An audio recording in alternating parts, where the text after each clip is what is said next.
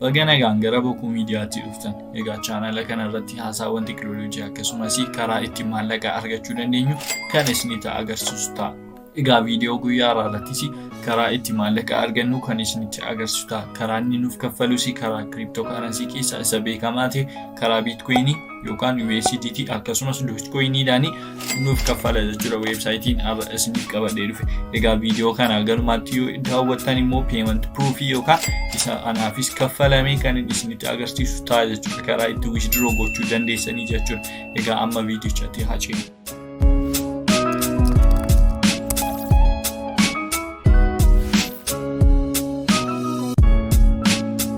Egaa website kana keessa seenuufis linkii descriptionii jalatti argamutti al takka ishee bu'uu qofaatu isinirraa eegamaa jechuudha. Egaa linkii descriptionii jalatti erga buutanii website akka kanaa keessa isin gashaa jechuudha. Egaa website kana irratti waan adda ta'e gochuun nurraan eegamu as bukkeetti email keenya guunnaafi jechuudha. Asitti username kan barbaanne filannee guunnaafi jechuudha. Egaa itti aansuudhaan password ishee jettu kana bukkeetti password barbaanne password mataa keenya guunnaafi jechuudha. Zan gadi siqnee as biratti I am human ishee jettu kana kaapchaa jira. Kaapchaa kana akka isheetti buufii qofaa kan nurraa eegamaa jechuudha. Gaafa itti buutanii wantoota akka kanaas isinii dhufa. Waan as bukkeetti instructionii inni isiniif kennu guutuufiidhaan as bukkeetti guutanii fi next gootanii verify gochuu qofaadha jechuudha. Egaa erga akkas gootanii booddee as bukkeetti sign up ishee jettu kanatti al takka ishee bu'uu qofaatu isinirraa eegamaa jechuudha. Egaa ana amma looginii godheen jira jechuudha. Egaa looginii gaafa gootanii peejii akka kana keessa isin fidaa jechuudha. Isin sign up godha. Egaa peejicha akkuma argitan asirratti amma yoonaatti meeqa akka hojjettanii akkasumas amma baalaansii isin qabdanii isinitti agarsiisaa jechuudha. Egaa akkuma sila isinitti mee viidiyoo kana irratti illee withdraw kan isinitti agarsiisu gaafa gootanii gaafa isinii kaffalamu jechuudha. Egaa website kana irratti maal gooneetudha kan maallaqni nuuf kaffalamu isa jedhu haa ilaallu. Egaa isa gochuufis as bukkeetti wantoota baay'eetu jiru jechuudha. Isaan keessaa waan tokko isaanii bannee ilaalla. Isa hafee santu banee ilaalee cheekii godhaa jechuudha.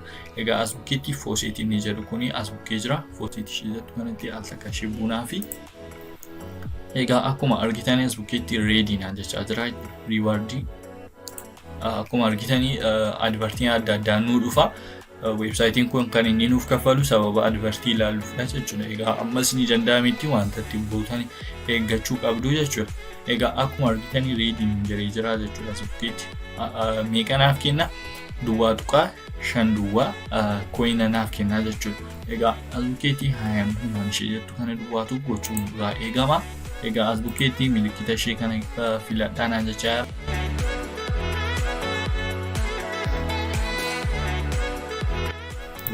verify gochuu fi qofaadha jechuudha. Erga verify gootanii fi booddee as bukkeetti claim ishee jettu kanatti bu'uu qofaatu isinirraa eegama. Egaa akkuma argitanii claim successfully naan jedhee jira jechuudha. Egaa kooyinii isheen kun nu laatamteetti daashboordii keessa seennee haa ilaallu. Akkuma argitanii baalaansa koorratti naaf dabalamee jira jechuudha. Egaa karaa nuun argannu tokko karaa fooseetiidha jechuudha. Waan tokko gochuun nurraan eegamu kaapchaa guunnaa fi zan nuuf kaffalaa jechuudha. Egaa karaa inni lammaffaa nuuf kaffalu rool fooseetii isa jedhu kanadha jechuudha. Rool fooseetii ishee jettutti al takka ishee bunaa fi laakii nambar. Laakii jechuunis akka lootarii wayiidha. Akkuma argitan advartii adda addaa nu dhufaa jechuudha. Egaa kana gochuufis wanti nurraa eegamu tokko akkuma beektanii kaapchaa guutuudha. As bukkeetti al takka ishee bunaa fi egaa as keessa please click each contain date. Okay, kana jechuun pilaantii coolligee jedhama. Coolligeetti bu'inaan jechaa as keessa magariisadha. Warri kun as kana jechuun warri kun warra coolliganna verifying godhaafi jechuudha. Zan rool ishee jettu kanatti bu'uu qofaatu narraa eegama. Akkuma argitanii you like number is naan jedhee akka kana naaf kenne you win 4 coins. Coin 4 naaf kennee jira jechuudha. Wow. Waan tokko eeguun narraan waan tokko gochuun narraan eegamu daqiiqaa 4 eegee deebi'ee dhufee rool gochuun hin danda'a jechuudha. Daashboordii itti deebi'u. Egaa daashboordii itti gaafa deebinu kooyina 12 ni ture akkuma argitanii kooyina 16 naaf ta'ee jira jechuudha. Egaa karaa inni nuti itti argannu sadaffaanii meetadii inni sadaffaa irraa gochuu dandeenyu PTC ishee jettu kanadha. PTC ishee jettutti al takka ishee bunaa fi egaa erga PTC ishee jettutti bunee fi booddee akkuma argitanii rewarding keenya duwwaa tuqaa 5 duwwaa coinii nuuf kennaa jechuudha. Coinii kana akkamitti argan sakandii 20 eeguudhaan qofa akkamitti view ishee jettu kanatti bu'uu qofaatu nurraa eegama. Baay'een keessanillee PTC karaatti argamu beektu jechuudha. Kanaan dura isinitti agarsiiseen ture.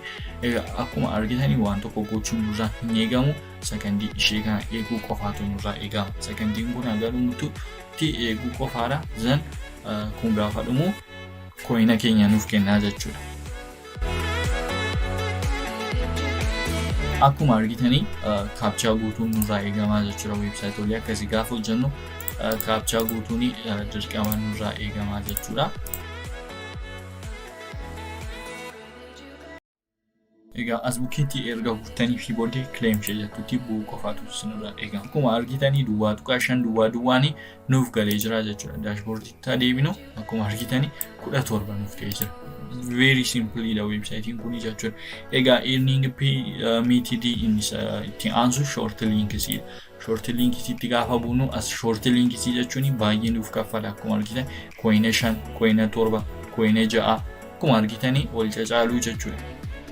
Egaa akkamitti arganna inni jedhamu view ishee jettu kanatti bu'uu qofa.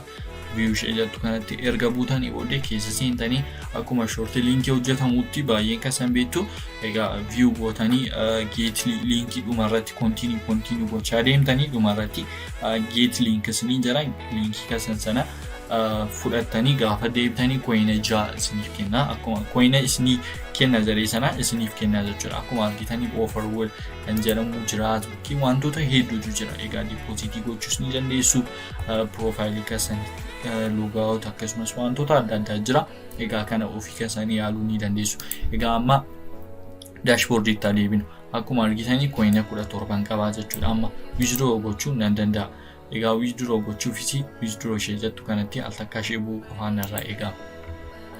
Egaa akkuma argitanii as bukkeetti akkuma sila isinitti hime bitcoinii akkasumas USDT dogecoiniidhaan naaf kaffala jechuudha weebsaayitiin kun. So bitcoinii isaatii amma kanatti baay'ee gadi bu'ee jira sababa ta'eef dogecoiniinis amma kanatti mini so USDTdhaan withdraw gochuu barbaada. Egaa as bukkeetti withdraw amount koo meeqan gochuu withdraw gochuu barbaada. Akkuma argitanii coinii 17 qaba.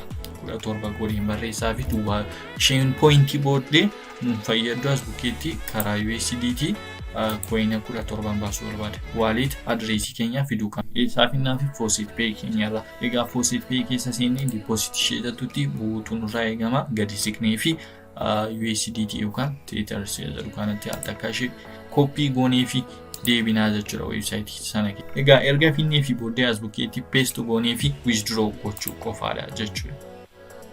Akkuma argitanii success withdrawal change for approval laan jedhee jira jechuudha. Pending laan jedhee jira jechuudha. Akkuma kana sila isinitti agarsiisuuf yaaleen ture weebsaayitiin kun ni kaffalaa jechuudha. Withdraw akkasitti gochuu dandeenya. Egaa pending isheen jirtu kuni paydeetti daqiiqaa 15 tokko sababa turuu fi withdraw yookaan paymentii keenya nu kaffaluufi jechuudha. Egaa kanaafiyyuu payment proof Faucet Pay korratti naaf galee sila ishee kana satoshi amma kana yookaan coinii 9 kuni naaf kaffalamee jira weebsaayita kanarra Air Faucet kan jedhu kanarra jechuudha. Faucet Pay withdraw Faucet Pay history keessa galee isinitti agarsiisaa jechuudha. Egaa akkuma argitanii received from kan jedhu Air Faucet websaayitii kam jechuudha. Websaayitiin nuti mara turre duwwaa tuqaa 81 akkasii USDT'n naaf kaffalamee jira jechuudha. Akkuma argitan websaayitii sanarraa meeqan baase kun akkuma argitanii satoshi amma kanaa jechuudha. Faucet Pay korras meeqa jechaa jira akkuma kanaa jechuudha. Air Faucet irraa websaayita akkas jedhamurraa jechuudha. Egaa websaayitiin kun baay'ee ajaa'ibaa nuuf ni kaffalaa jechuudha. Websaayitii kana hundi keessanii yaaluu akka hin daganne isiniin jira. Egaa viidiyoo kana fakkaatu akkasumas maallaqa argattan kana caalaa paymentii guddaa kan qabu viidiyoolee adda addaa isiniif qopheessinee jira. Subscribe gochuu akka hin daganne isiniin jenna. Egaa viidiyoo dhuftuun haga wal agarruutti nagaan nuuf tura. Ciao.